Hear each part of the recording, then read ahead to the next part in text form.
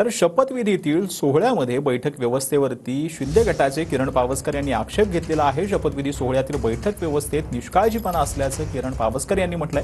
बैठक व्यवस्थेमध्ये प्रशासनाकडून निष्काळजीपणा झाल्याचा पावसकरांनी आरोप केला।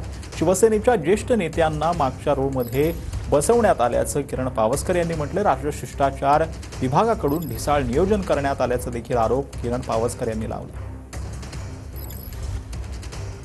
शिष्टाचार विभाग शासनाचा जो आहे आणि शासनाने ठेवलेला कार्यक्रम होता, हा काही उच्च पक्षाने असं ठेवलेलं नव्हता, तरी पण त्याच्यामध्ये थोडाफार नाही म्हटला तरी ढिसाळपणा झालेला होता।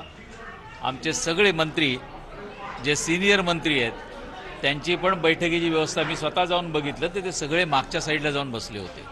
पण प्रशासन याची दखल घेईल आणि यापुढे प्रशासनाकडनं अशा चुका होणार नाहीत, राजशिष्टाचार विभागाकडनं होणार नाहीत, हे नक्की मी सांगतो।